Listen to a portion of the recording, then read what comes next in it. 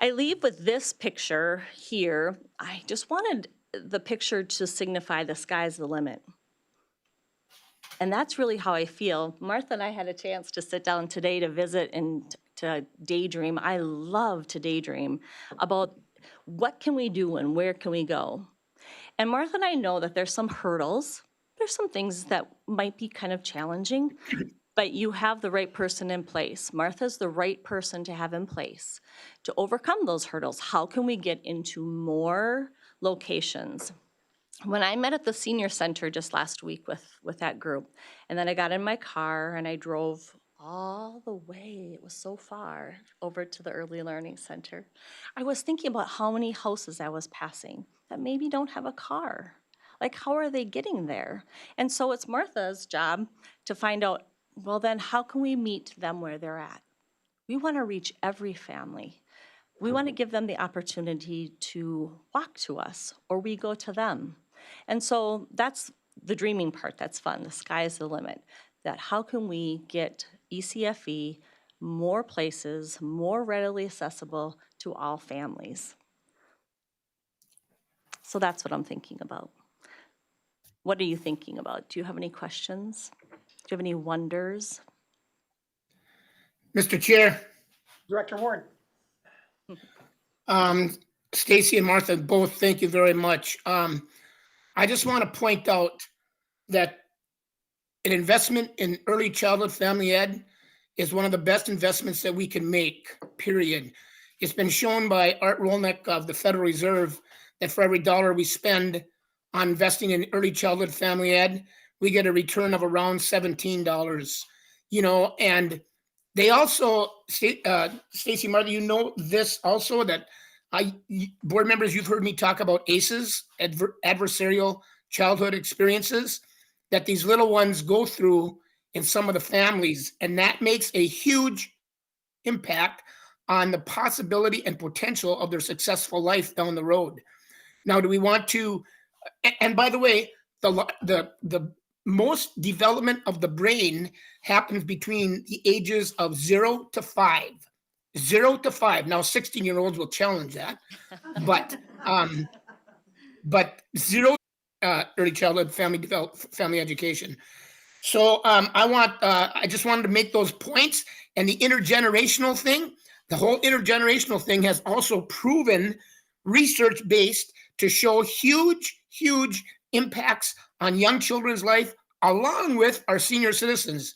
So when us folks are in the nursing home or assisted living or whatever, we want to see those kids. We want those kids to come and help us be young again. So it's a great investment. It's an investment that a lot of time gets overlooked by both the state and the federal government. And I hope, Stacy and Martha, that you guys sing your song loud and clear to those that are holding purse strings. Thank you. Thank you. That's very kind, John.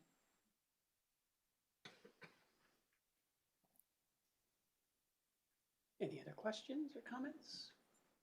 This is wonderful. Thank you for sharing tonight. Thank you.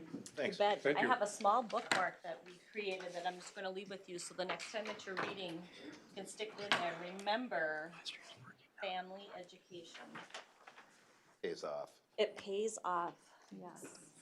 You're welcome. Thank you. Thanks, Stacey. Thank you. Absolutely. Right. I'm told the live stream is now up and running, so everybody can leave now and go home and watch this. It's like a Viking game. I stayed for the whole thing. All right, we'll move on to new business then. So let's move along to the presentation and approval of the district's new strategic plan as presented. Dr. Hahn. So what you have linked is a year's worth of meetings and discussions. Defined Partner Ed's report is embedded in there. If you recall, a year ago, for three of you who were, well, two of the three were new who took office, you selected Partner Ed to be our district strategy planner partner. They've walked alongside of us this entire time. So here it is in full compilation. One other thing I've included with that is at the request, and it was one of the steps to take, but I know Director Donlinger asked about how can we start to create more of a one-page summary. So there's a draft of that that's been put in there. At the board retreat, Director Heidman asked about kind of that measurement process, so that detailed measurement goal documents in the back of our strategic plan. Director Heidman and I have had discussion at length. This is all great for what you have to know about nuts and bolts, but we want to know more about a dashboard or a report card where we can present some of that data regularly, and that it can be seen rather than having to be so in depth. But this is the driving force then, puts the work on myself and our directors to bring it to fruition. We did have a follow-up meeting with, we invited stakeholders back. That group met on the 13th of December. It was very affirming. They felt that that was in the plan, was reflective of all the input that was gathered, the priorities that were set forth. They felt that we had captured that. So in the new strategic plan is a new mission statement, which will impact, we'll have to go back to policy, and that's a separate policy in itself. But the new mission as designed and proposed is educate and inspire. So education is all things that we do academically. Inspire is everything we do for a child's experience within our district. So educate and inspire each student by providing innovative opportunities to create lifelong success. As presented to you for approval. Once it's approved, some of the work has already begun because there's just work that we continue to do that matched up with priorities, but there's a lot more work to go forward once we've adopted this. Great, okay, questions and discussion, please. Couple things I would mention. You know, this process it's tedious. It's not something you can do in a week or two. And I think it's hard to keep the momentum going. So thank you, Superintendent Ahn, for keeping the momentum going on this and for keeping the community engaged. I think the most important part of this was having all of those voices at the table and the input to help us kind of suss out what the priorities are, because now we take this forward and this builds the priorities for the budget and the priorities for programming. So it's really an important document, and I'm proud of the great work that you and your team have put in alongside Partner Ed. So thank you. Mr. Chair. Mr. Chair, Dr. Heidman and then Director Ward. I concur with Director Spear as far as keeping the momentum going. And I've had conversation with Heidi on developing some sort of a calendar where we are talking every board meeting about accomplishments and proficiencies and whatnot. And that's the main purpose. That's why we exist as a school district, is to educate our children and to provide them the means to be qualified to go out to attend college, career, and life. So that is something that I will continue to ask you about, Heidi, as far as that plan, a calendar where we're talking about some of these things and sharing the growth of our students and how they've become more proficient, et cetera. I mean, that's the report card, so to speak. And yeah, there's been a lot of work, and this is a nice plan, and we don't want to let it sit on the shelf. And I know you won't. And I know I won't let you leave it on the shelf. So I'm going to ask you all the time, what are we doing? What's happening in our elementary schools? What's happening in the high school? So no, this is a great start, and it's going to continue to get better because it's a living, breathing document. So again, thank you and to the staff and whatnot. So. Director Ward. thank you, Mr. Chair. And I want to also echo what Director Spear and Director Heidemann said, but I want to give kudos to Dr. Hahn for always being that leader that drove us to come up to this final document. And I want to also shout out, as Director Spear did, to the community stakeholder group, to the staff, and to the board members. We have had some lively discussion as a board, as you all know, about the strategic plan and how we can use it, how we will use it, and it won't be on the shelf. It'll be a document that will help make our district better. And so kudos to everybody involved, because It was tedious. It is tedious, as Director Spear said, but it also is stressful and overwhelming. It was a lot of work. It was a lot of work by a lot of people. And I remember when our board voted on which MSBA or partner ed company to do the strategic plan, and I voted for the MSBA because they had more experience on this.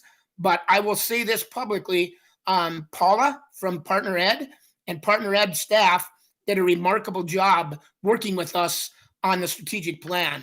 So I just wanted to give kudos to everybody involved. Thank you. Thank you, Director Ward. Well, I guess the only thing I'll throw in on the end of it is that, again, it was a year ago, basically tonight, that we voted to hire Partner Ed and start this process of formalizing the development of the strategic plan. So we now know that it's not 9 months of gestation, but a full year before we delivered this baby.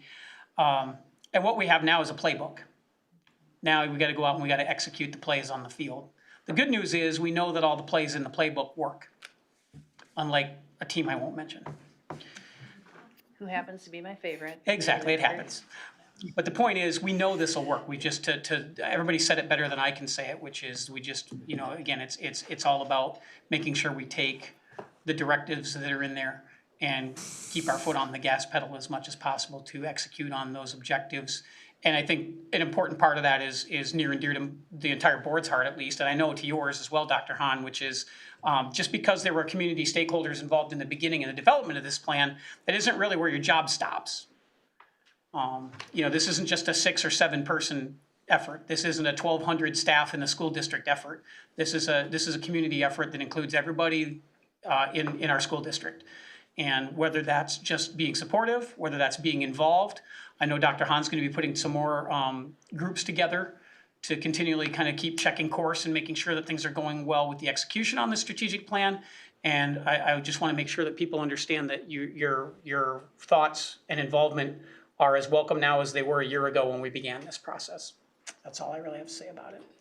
I think too, with the goals that have been established, they're laser focused goals. The priorities underneath each of those goals, as I've discussed with Director Heidman today, those are gonna be constantly changing, because as we reach that priority, then the next one comes, then the next one comes. So it truly will be a living process for us all to go through. I'm very grateful to the directors that have been involved and the staff that have been involved, because they stayed very committed throughout the whole process and have continued to step forward to be committed. A reminder that the next step from this, once it's adopted, is, you recall when you adopted Partner Ed, is the portrait of the graduate. And so we've started some of that initial work, and then community members and staff members to be prepared. Now we're looking for the attributes that we want to identify as key to our Brainerd graduates to set them up for success in career and in college pursuit. So that'll be the next level coming. That should be coming out in January. But that all ties in directly to this work. So. Very good. How do you feel that this is, did you get what you want? I did. Well, that's what this was for. I mean, Well, it wasn't really about what kinda I wanted. your, So that's, goals, right? yeah. Well, I appreciate that question, Director Donlinger. One of it was we were very, my priority stepping in is I wanted input. I wanted input from staff, students, community, business. And I do think one of the things that happened is we had a lot of input. We gathered a lot of input. We did a lot of listening. The results is really, as a district, you know, we hadn't really had an active strategic plan since about 2011 to 2013. And so to say, what are our key goals, or what are we focusing on when there's all these things that are asked of a school district and all these requests, to me, this becomes a guiding force. I know in speaking with our staff, when you look at a mission statement, where we can tell people what we are and why we do what we do, most of our staff, me included, struggle to quote the current mission statement that had been adopted how many years ago? And so I am really excited about this. And the community and staff that have been involved have given that response. So, but like I said, this is just step one of about 1,000 that have to come to action with our school district. So I'm They don't all excited. happen in a day. Nope, it's a solid step to give a strong footing to move forward. And I'm very grateful for everybody that participated, but you're right. Those who are willing are not done yet. So very excited about that too. I really appreciate this document that will be a snapshot in where we're at. I mean, we have the goals and priorities established, but to be able to measure those goals and priorities, and I think that's something that you, Director Heidman, really honed in on, and I appreciate that because this will be what is helping us decide if we're moving in the right direction. So, at what point will these be filled in annually? So that's where we've actually had that discussion, and that's the next step. Once you adopt it, then we start to map that out, and how do you Okay. report it? And that's one of the challenges I've put back with Partner Ed is, their experience with districts. To me, this is really great for all of those of us in the weeds. But how do we communicate that out? And so when we start to look at timelines, because the minute one priority is met, the next priority steps in. And so how do we want to start moving that through? But to me, the minute it's adopted, we're starting in that Okay. process.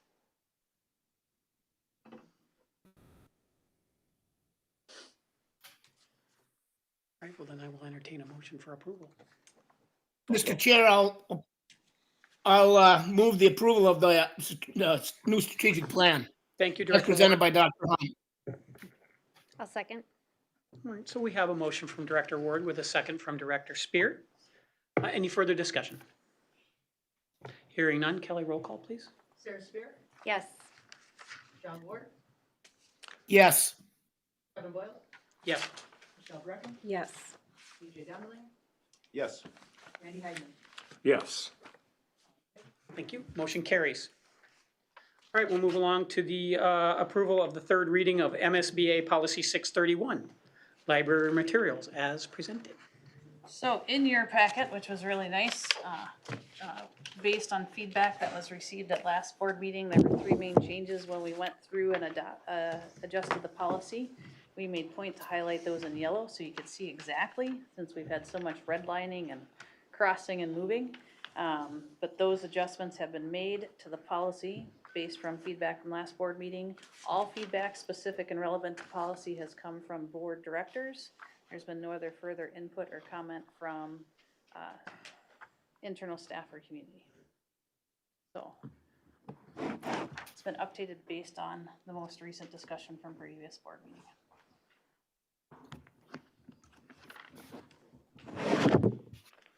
I'll make a motion to approve.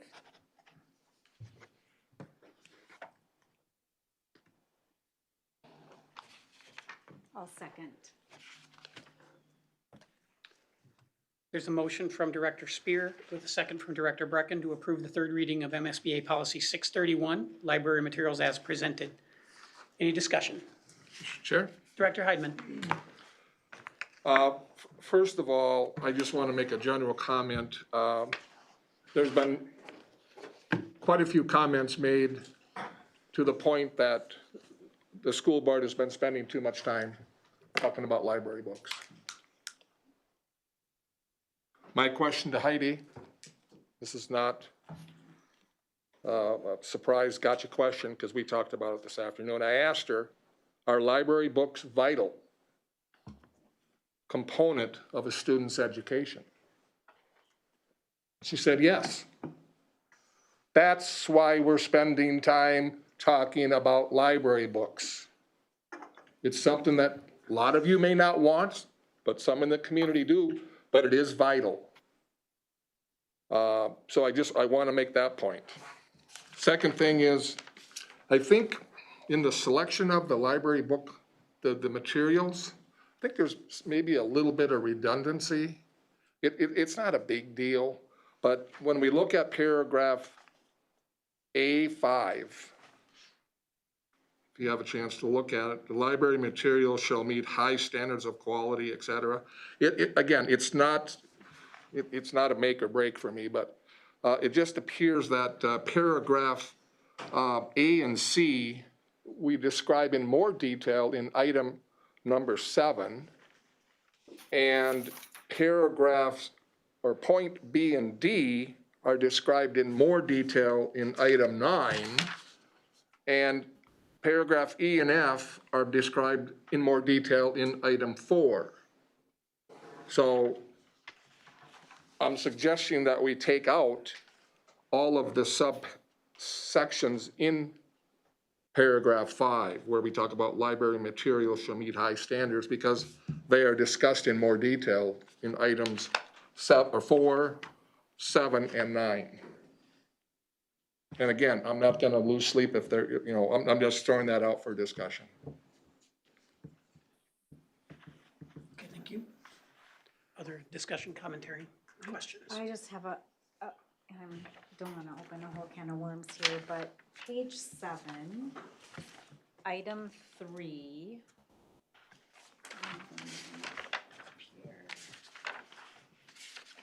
So the superintendent or designee shall establish a date. This meeting shall occur no later than 25 school days from receipt of the request of reevaluation of a resource resource, what is that? That's a typo. That's a typo. Resource form, I think it should say. But anyway, my concern is that if we have, how do we protect ourselves of being accused of noncompliance if the time limit is not met based on the fact that we have numerous book challenges? And I don't know if there's a way that we can protect ourselves from that. I think that I believe our district has done due diligence in following the timeline to the best of their ability, but we're backed up and we're already out of compliance with the current book that's being challenged. So I'm wondering, Are you thinking that it needs to be taken, so what happens is, at least how it's ran, is once one book is, completed, that a calendar starts for the next one? right? Feeling that needs to be spelled out in policy? I think so. I don't think that would be, I don't think that that's prudent. I don't think it'd be legal. I don't think let's just pretend that I wanted to complain about a book, but Kevin had already done a book. What do I care about Kevin? That has nothing to do with my deal. You're gonna put rules on the people that are causing problems with the book, not causing problems, that are bringing the book to the school's attention, and there's strict timeframes. If you go to the principal and it gets turned down, you've got 14 days, right? Isn't that the rule that we've got written? And we define those I don't days. see how you can all of a sudden change the rules on the other side. It's an unfortunate situation. How many of these book reviews have been done in the last 5 years, Heidi? Prior to this year, 0, under Okay. policy So 606. that's probably not really gonna be an issue. It's kind of a anomaly we're going through. So my 2 cents on it is this, that the policies are policies. If we get thrown in school board jail for non-compliance with the occasional school board policy, it sort of is what it is. I mean, you get the same emails I get and there was one where I responded basically in kind into that one on behalf of the board and said this. I agree. Basically, we're making best efforts to comply with the policy, but given the demand on resources, this is how it is. And like I said, if you want to put us in school board jail, you can put us in school board jail, but the reality is there's, I think there's a reasonable expectation that we're doing things with due diligence and expeditiously as possible. And if you look at things like APAC and our vote of non-concurrence with APAC, it's another great example. We're never quite there on that either. And there's any number of places where I'm afraid if we went your route and we try to put some guardrails around it, it opens the door to people picking apart other policies for that very same purpose and really getting into the minutia of it, when in reality, our job is to get Heidi and her team to comply as readily and strictly to the policy as is feasibly able to be done. That's where I sit with it. Thoughts? Can I just ask clarification of how your question, and to tie back to Director Donlinger's? So I think Director Brecken, your question is let's say we receive one form today, one form tomorrow, one form. Knowing that several of the committee members have to be on the same meetings, you're saying give some designation of in what? So reevaluation will be taken in the order as received? I mean, is that your question? I guess I just feel like I want to protect ourselves from being accused of noncompliance. And I think, we, historically, there haven't been a lot of book challenges, but we all know if we read that book challenges are on the rise, and I don't know what the percentage, but it's an incredible ask of many districts to review multiple books. And I just, So here's one thing I could say. This meeting shall occur no later than 25 school days from the receipt of the request for reevaluation of a resource form. Resource reevaluations will be taken in order as received, then sets that clock. Yeah. Something along that line. I mean, it still doesn't shield you from the 25-day requirement, other than to say, you know, because again, like you said, if you, no matter what you try to put in there, I mean, you know, if you had 40 book challenges in the same week, it could be a year before you get to one of them. but maybe we are letting the community know that we will take them in the order that they're received, which gives them some feedback about. One reevaluation will not occur before the conclusion of the previous challenge. Hopefully we'll just have. Mr. Chair, I think that, Controversial books in the library. Go ahead, Director Ward. you know, I hear Director Brecken's concern and I agree with her.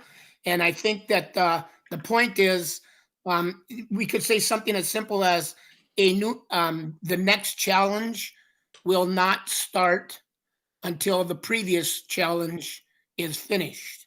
That's a great suggestion, in my opinion. Mhm, I like that. which is what you were saying. So in the event of multiple resource challenges, Yeah, subsequent challenges will be taken in order with that time frame, the 25-day time frame after the completion of the previous resource review. Because I think we can fix that language tonight and adopt it if we can get it right. Or we don't really have a time crunch to get this thing. We can kick it back one more and kick it into February, I guess.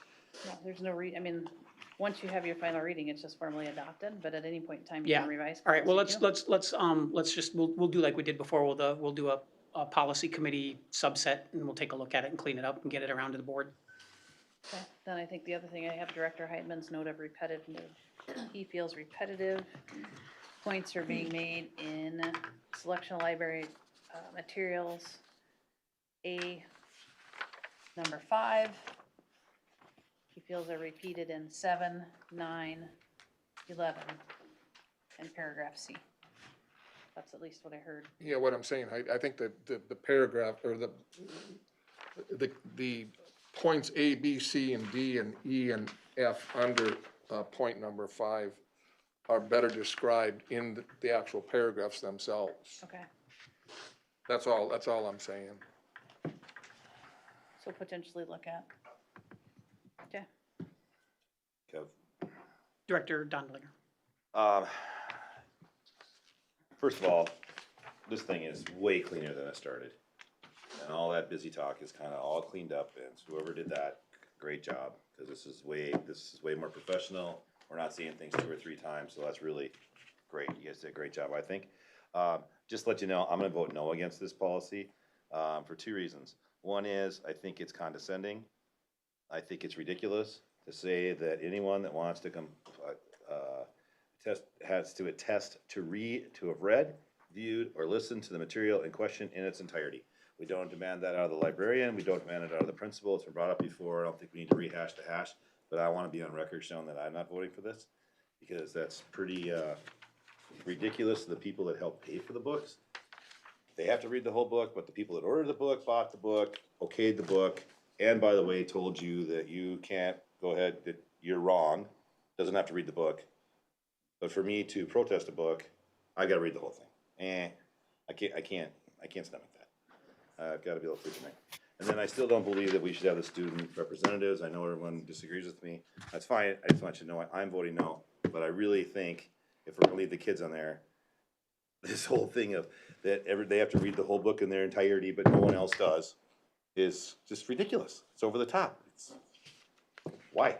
What are we talking about? I don't understand. Is it to show them who's boss, or what is the purpose? Well, I think that's a great question, and I think the purpose is if you're gonna ask for 250 hours worth of people's time to reevaluate the book, that the person asking for That's that. not what we're talking about, Sarah. we're talking about a request to look at a book with the principal.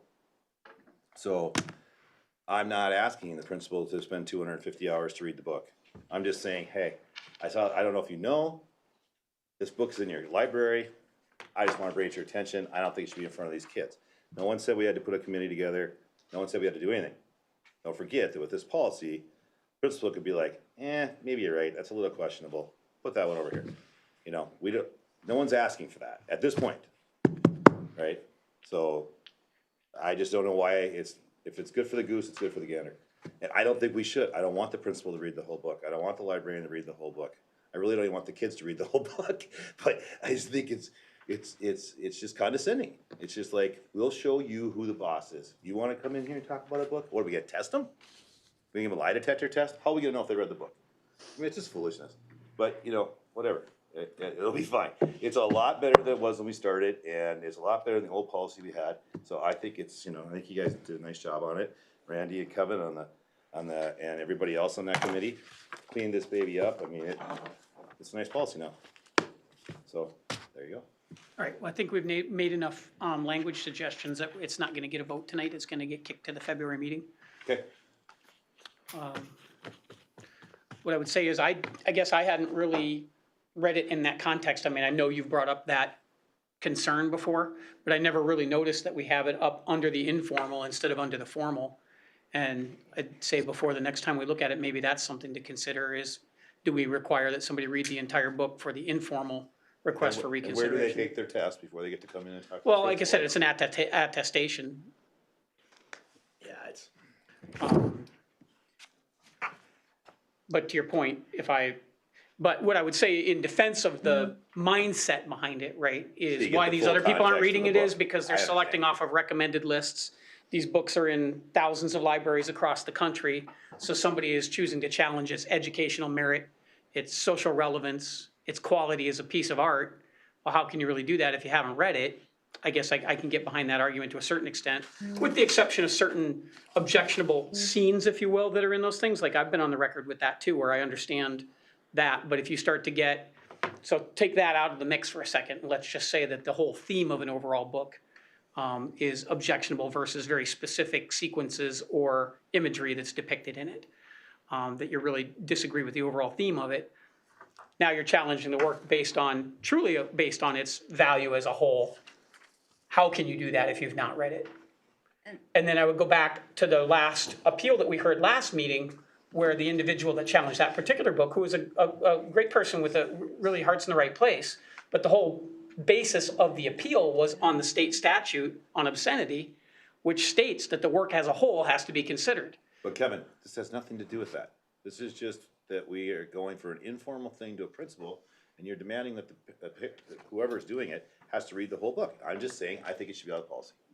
So I want clarification on the policy, because if I look on page 6, which is under section 7. Page 6, Number 3. number 3, So last when it sentence. says, right, but it says the complainant shall complete the form. So they don't have to attest to reading the book until they're moving forward to make a formal request for a committee to get together to review that material.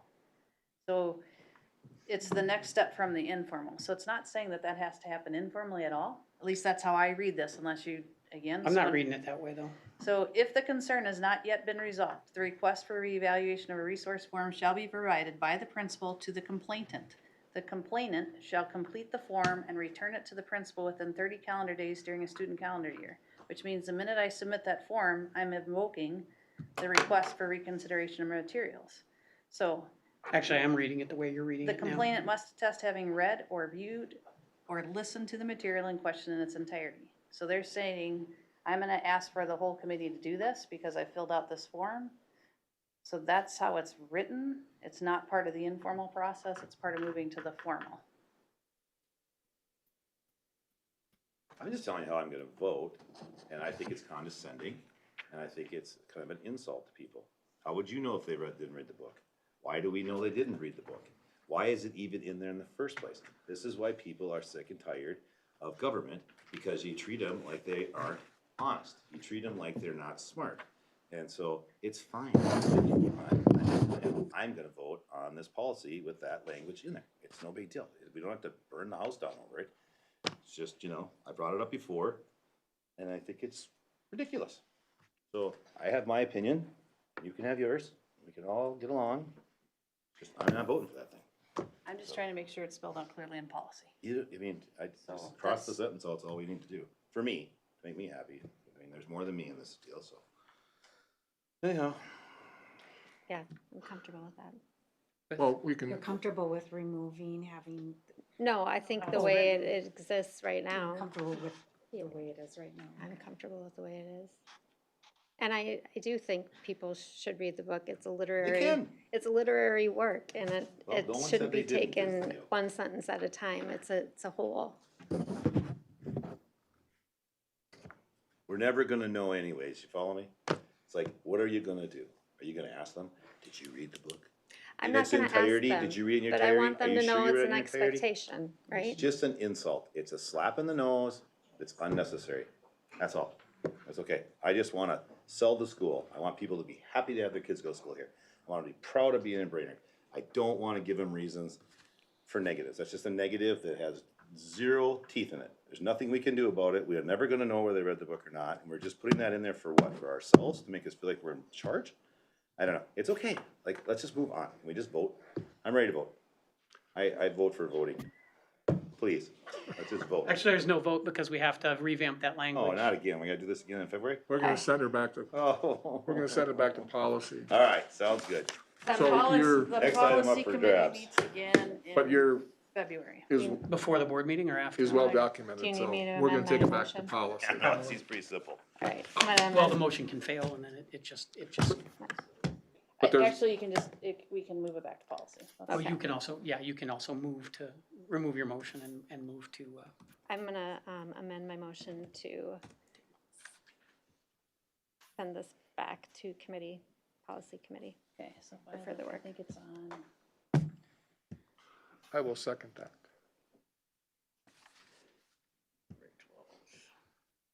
okay, so we have a motion to send 631 back for another look at the sections that we discussed tonight. yep, I made two notes from Director Heidman's comment. So we have a motion from Director Spear. We have a second from Director Heidman. Discussion. Okay, I have one last thing then. Specific to Director Heidman's concerns about the redundancy pieces.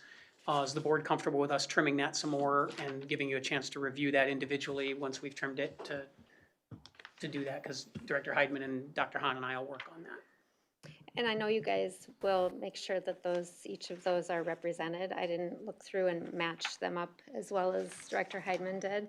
But I do like the conciseness of that list, the authenticity and so on and so forth. So as long as they're each represented in those other areas, I'm comfortable with that. I would agree, I want them represented. I like the way, visually, I like how this looks because it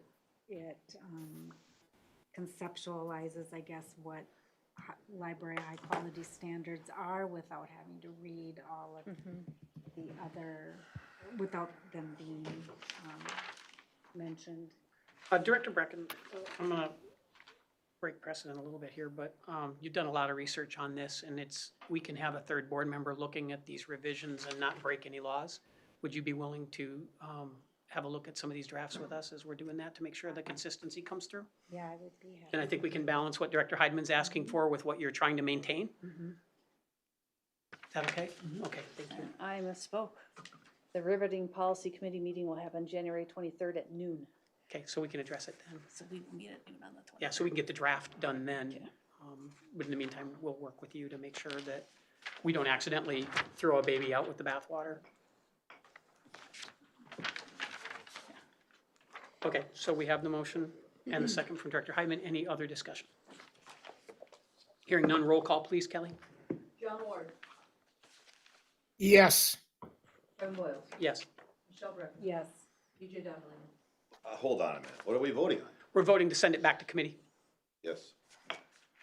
Randy Heidman, Yes, Sarah Spear. Yes. Thank you. Motion carries.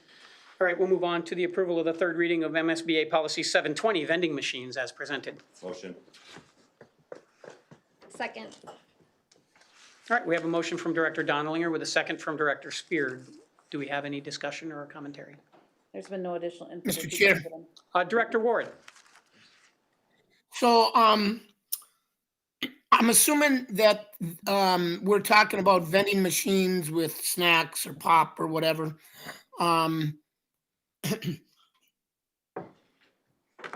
Up at Nisswa, they put in a vending machine, I think with the Lions Club, putting in a vending machine with books as a reward for the kids. And I thought, that was remarkable.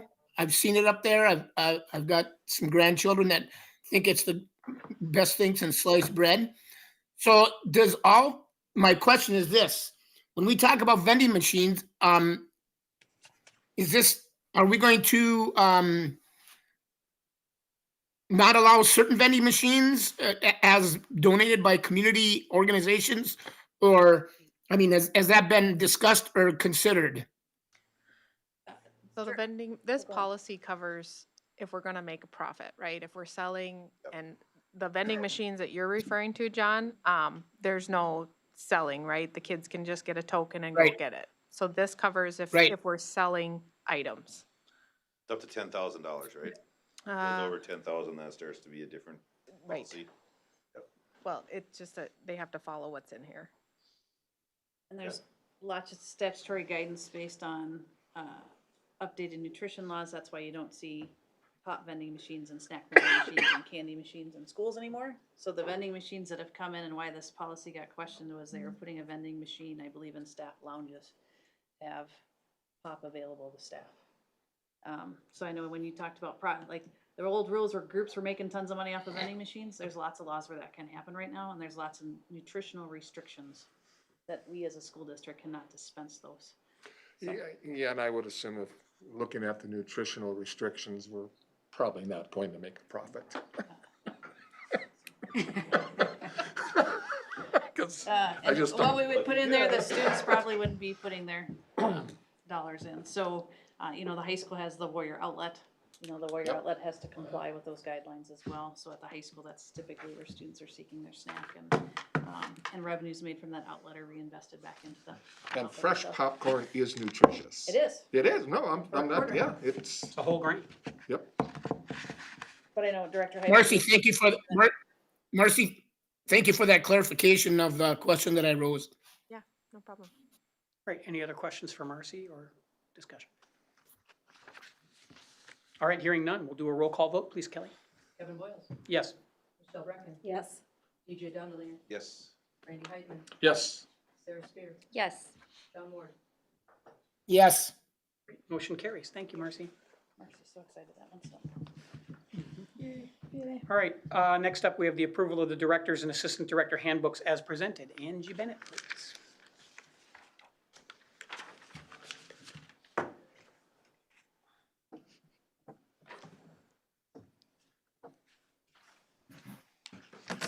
Hello. So you guys all got the red line and kind of the finished product to review over the weekend.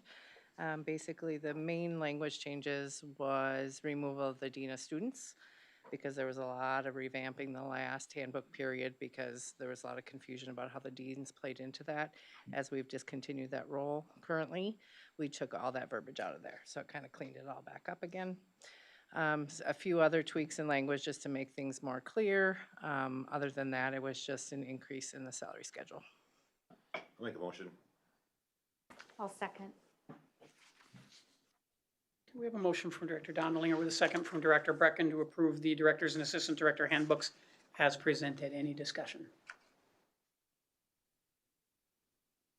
Hearing none, we'll do a roll call vote, please, Kelly. Michelle Brecken, Yes. BJ Donley, Yes. Randy Heitman, Yes. Sarah Spear, Yes. John Ward, Yes. Kevin Boils. Yes. Thank you. Okay, motion carries. Thanks, Angie. All right, our final new business action item for tonight is the appeal of the book challenge for Queen of Shadows. So I believe that Director Murtha supplied all board members with all of the relevant documentation from the ad hoc committee meetings. I believe our board representative on that was, no, it was Director Heitman, I'm sorry.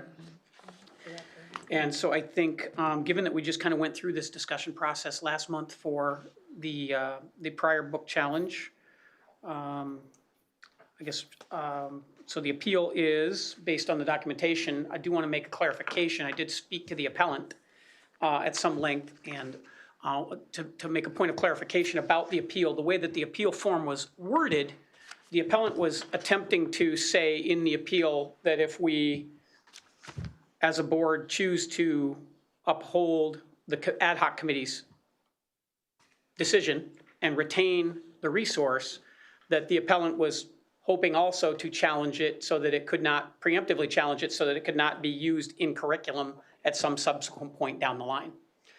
In discussion with this person, what I was able to kind of work through and what we've kind of come to is the reality is that once 631 is in place, 606 is a policy that will continue to move along and deal with curriculum items. 631 is a policy that will move along and deal with library materials.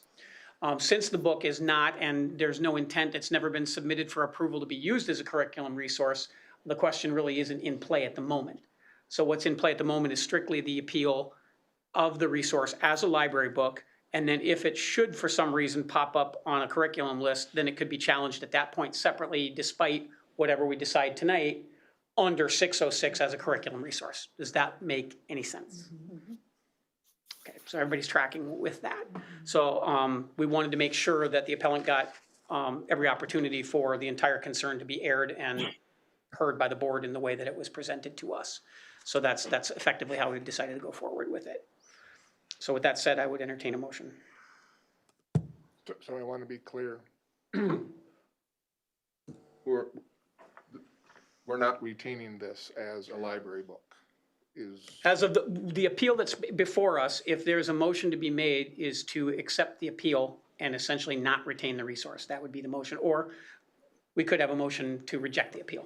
But we're not considering anything to do with curriculum. Correct. That's all I just wanted to Correct. make sure that It doesn't mean that it's grandfathered in for curriculum. It means that it's open to be challenged under the curriculum policy if it were ever to be introduced, which based on what it is and how it is, I would find that to be an extremely unlikely circumstance. I'll make a motion to reject the appeal. I'll second it. Okay, we have a motion from Director Spear with a second from Director Brecken to reject the appeal. Discussion. Mr. Chair, Director Heidman. I was the school board liaison on this ad hoc committee. And I will state that it was conducted in a very fair and very professional manner. The student who spoke with conviction and clarity, along with all of the other folks. My biggest concern was the violence within the book. It started from the front and went all the way to the back, and it should be part of the public record. I did take notes, and I noted all of the sentences and thoughts of violence throughout that book as well. I mean, it should be part of the public record. I don't see here anything in our document for the agenda. There's no link to the documents that were provided to or by Mr. Murtha. They're all on the website. So not attached to our board agenda, but all those minutes have been posted previously to the public meeting. Okay, So the minutes from both committee meetings are public. okay. The appeal form is not published. That was just given to you as the board. They're all under, there are 8 attachments Okay. from the email we got from Kevin sharing all of those minutes and from the 2 meetings that you Okay. had. So they are attached in an email.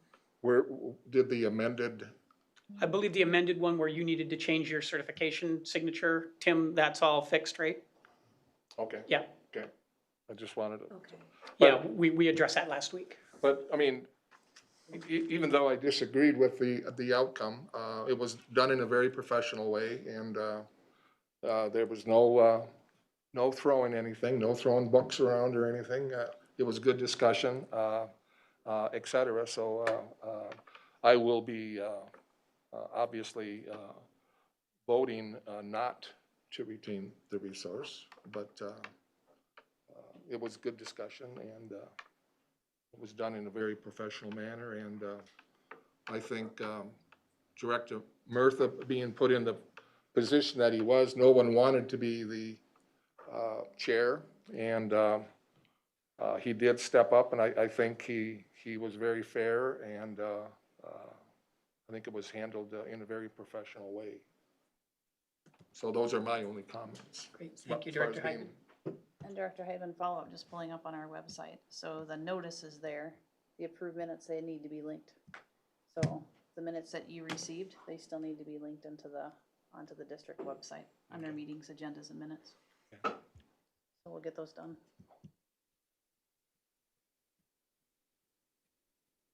So again, the motion is, The motion is to deny the appeal. so we're retaining the book. Correct. That is the motion that is on the table. Do we have any further discussion? Hearing none, roll call vote, please, Kelly. EJ Donnellinger. So, what does yes mean and what does no mean? No a no vote means you're voting no against rejecting the appeal. So if I vote,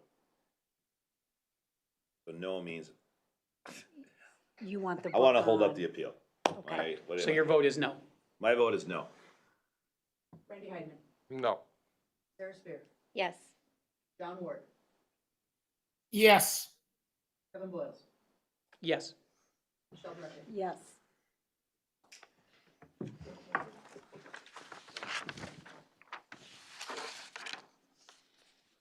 All right, so a motion carries 4-2. All right, we'll move along to committee meeting updates. Chair Dondelinger. Well, the finance committee met the day of the last meeting, so there's been no changes and no additional meetings, so there's really nothing to report. Thank you. And then I think that was the only committee one that we had on here. We'll move on to informational. Looks like you're fresh off of a Brainerd Public Schools Foundation meeting, Director Spear. Yes, we met today, and I would mention a couple of things. So tickets are on sale for the big event, so if you haven't purchased yours yet, mark your calendar, February 3rd at Grandview. And then also, Sarah, how do we purchase them? Through the. You can get them online through the Through the- BPSS site. I've been looking, Yeah. were they just made available recently?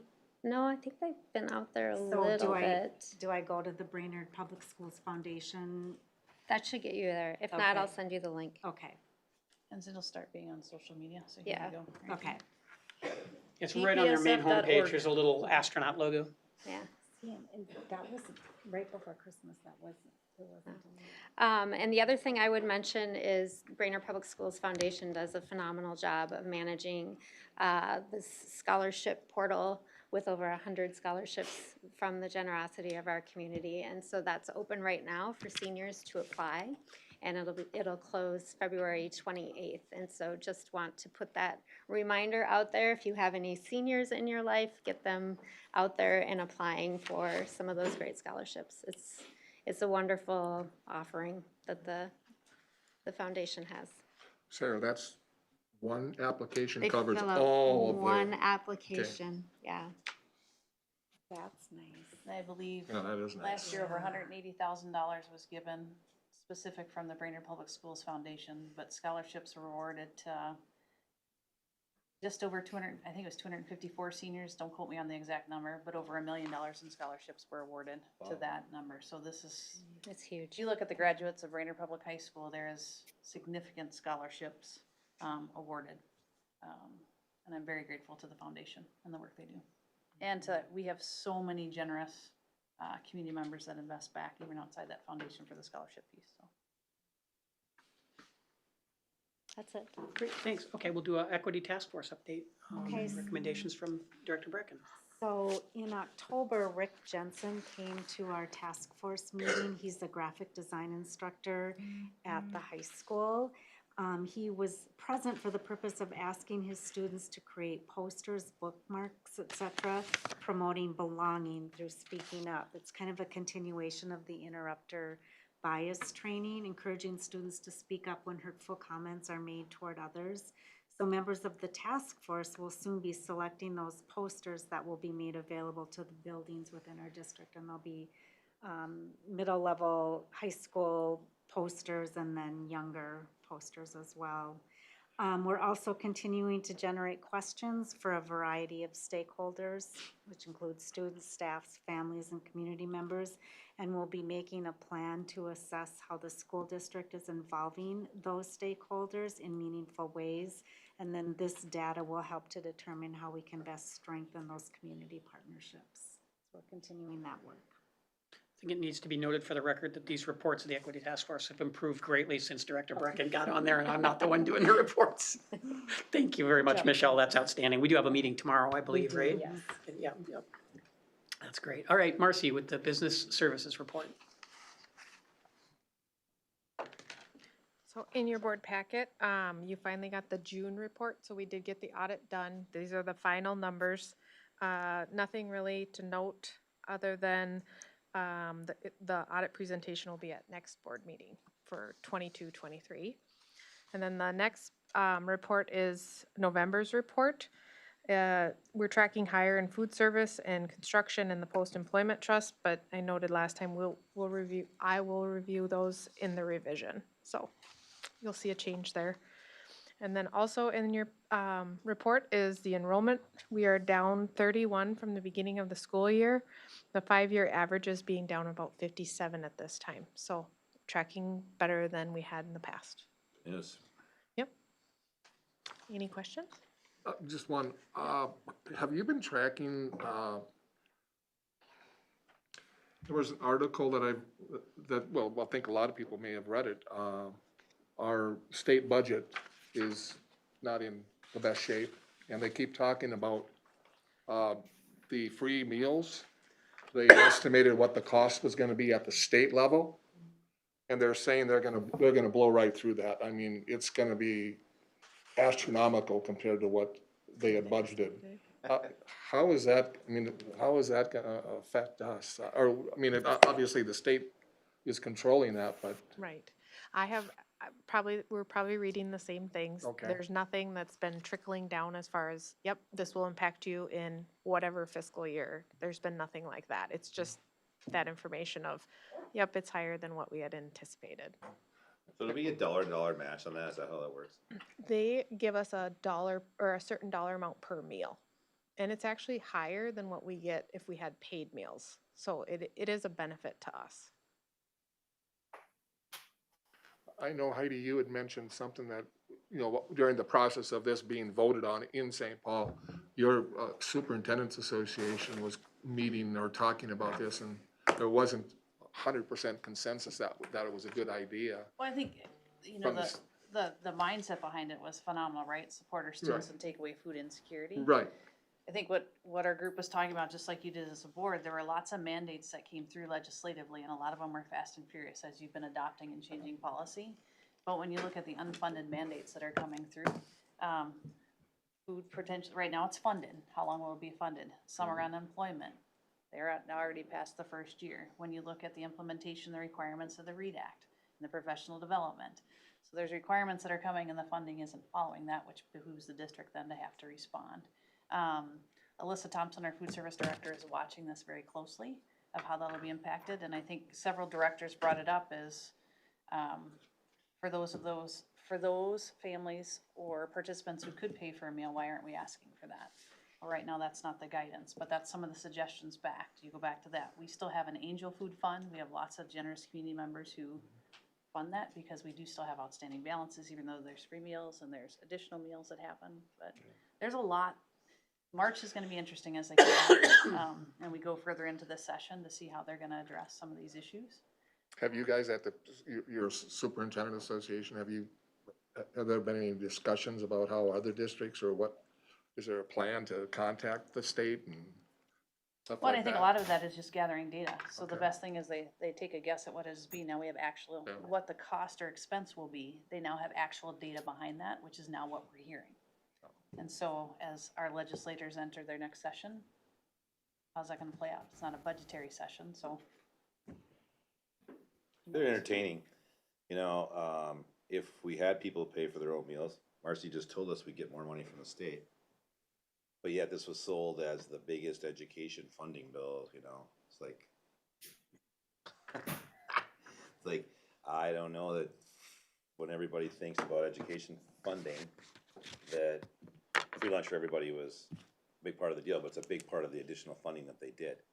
You know, there's this big story that the schools just got all this cash. And yes, that may be somewhat true, but if it's all going for lunches, it doesn't mean that we can fix some of our deficiencies that we have in other departments. You know, it's kind of sad that it's been sold as that kind of deal. It's probably the biggest not. example. There are probably another dozen examples of what you're talking about Oh, as of it course. relates to the overall education bill, right? Yeah. A lot of that money's earmarked. Earmarked, and then they threw all these new costs on us that are gonna catch up with us shortly, and, not quite as rosy as they told everybody. I guess that's politics. So, Any other questions for Marcy? thanks, Marcy. Thanks, Marty. Right. Glad the audit's over. You can let your hair grow back in now. All right, let's move along to the superintendent's report. Dr. Hahn. So just to follow up, moving forward here as we move into January, you're gonna hear more about the portrait of the graduate. I saw lots of our community, I've seen a couple of them still that participated, so we'll be anxious to have that group move forward. Portrait of the graduate, our initial impetus into that work is gonna be really working with business community, so working and having conversations about how to address and get some of those attributes back, or attribute input. And so again, adopting the strategic plan, significant thank you to all those that have been involved. And then, just kind of a reflection piece. So I've been doing these Monday motivations, some staff read them, some staff don't.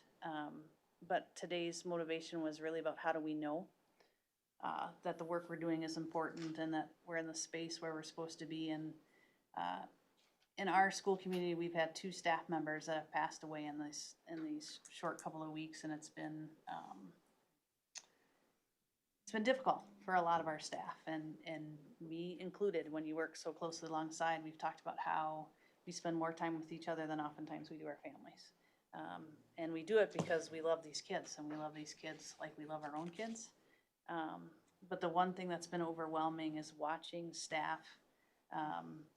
One, make sure students are okay, but in this instance, making sure each other's okay.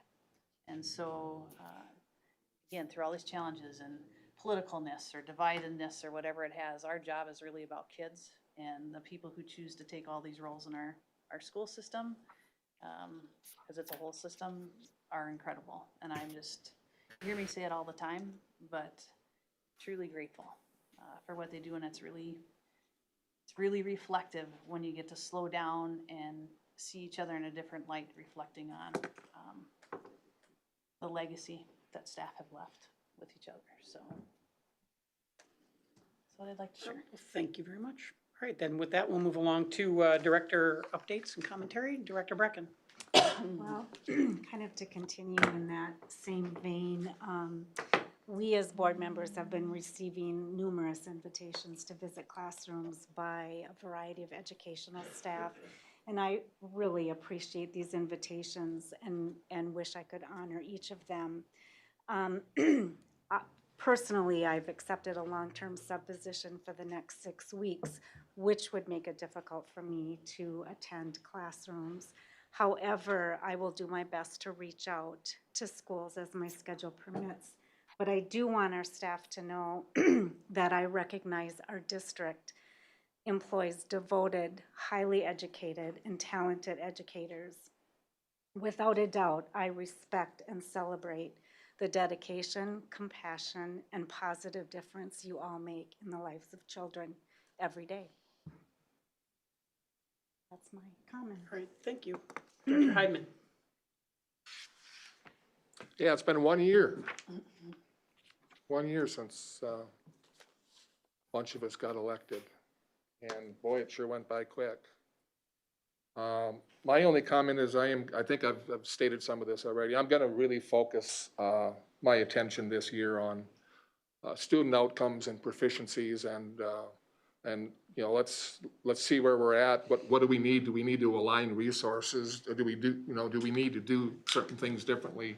I am going to be going into some of the classrooms. That's one of the benefits of being retired from a regular job. is that you have the time to go into the schools. And I am going to be going in and talking and listening to some of the requests that I have received from the staff. And I was in Forest View a ton before, and plus, I think the only school that I did not sub in was Nisswa. And Heidi called me up and she says, I can pull some strings for you. But it didn't work out, but we tried. But, so I'm going to really focus on student outcomes, student proficiency, and if we need staff development, let's do it. Let's get her done, because that's what we're here for. We're here to educate kids, and that's our main mission, is to provide kids with an opportunity when they leave here to be able to read. And I think that is at minimum. If we cannot have students leaving our district and not being able to read proficiently, they're going to be behind the 8 ball the rest of their life. And we've talked about this ad nauseum. I mean, we all know reading is important. So that's where I'm going to focus my attention for this year. Now, am I going to be concerned about other things? Well, obviously, yes. But, we need to spend time talking about outcomes, proficiencies, where we're at, where we're going, and the old strategic plan, that's where we're at. And that's what we wanted, and that's what we got. I have nothing else to say. Do you think possibly the reason you never subbed at Nisswa is because you've never been north of Northland Lake? No baseball fields up there for you or anything like you like? I grew up on Lake Edna.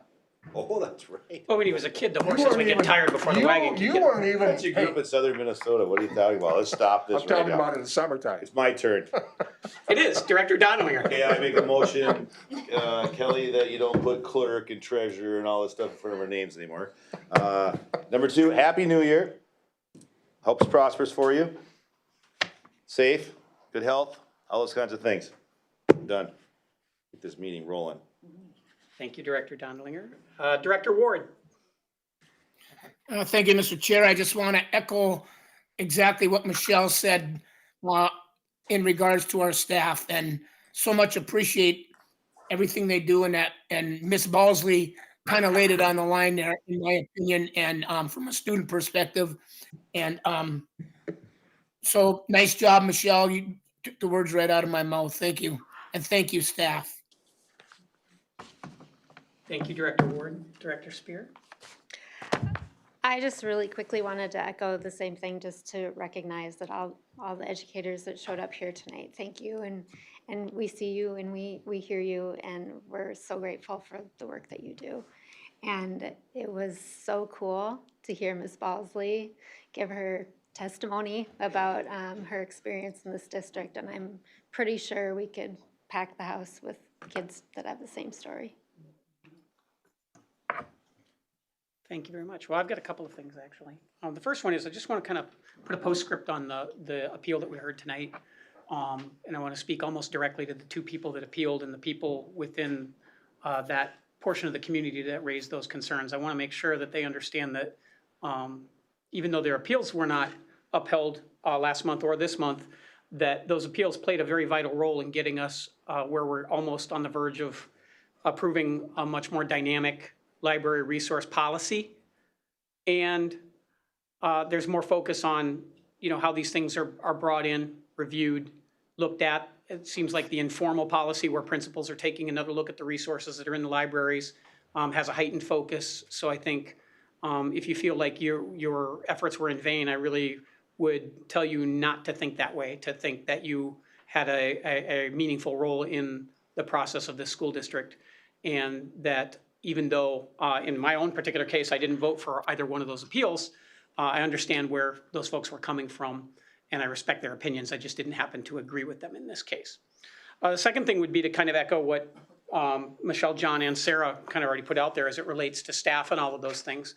But I'm going to go a slightly different direction with it and say this, that yes, we have educators that are on a lengthy period of time without a contract. This school board is not unaware of this. We are working on it almost daily to try to figure out every lever that we can pull.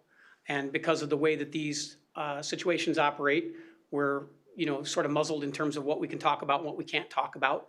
But what I can tell you is there isn't a person sitting at this table that doesn't value our educators to the highest possible degree, period. And that's reflective in what we're trying to do. And I would tell people in the community at large, just to give it time, let the process play itself out. There is a process underway. And don't believe everything you hear from anybody from any end of any spectrum, just let the process play out. We're doing it, and this school board is committed to putting a contract in place that hopefully, when it's all said and done and the dust settles, will be considered historic. And with that, I have no other comments for this evening. So with that, we'll go on to future meetings. The board, at least 5 of us, I believe Director Donlinger is unable to join us, but the other 5 of us will be down in Minneapolis next week for the MSBA Leadership Conference. I think all of us are going to be there Thursday morning throughout the day. I'm a Then, Florida boy. oh yeah, John's not going either. Yeah, he's skipping out. Don't blame I thought you were it flying in on for it. I'm me. sorry, Oh, John. Yeah, all the stuff on me. I was just looking around in my peripheral vision. I forget he's straight in front of me. I'm looking right at him. So the 4 of us will be down there, Michelle, Randy, and Sarah, and then, of course, Heidi will be down there with us. So we will be down there Thursday all day, Friday until about noon, I believe. We'll probably pick up some great nuggets on leadership aspects and compare notes with other school board members and learn lots of cool stuff. And so that's what's going to go on down there. As Heidi mentioned, on January 23rd, we will have a Policy and Community Relations Committee meeting, which is chaired by Director Heidman, and I'm on that committee. We will be looking at finalizing 631 at that point. And then finally, our next regular school board meeting will be on February 12th. So with that said, we are going to do a 5-minute recess, and then we will go into a closed session per Minnesota Statute 13D03 for labor negotiations.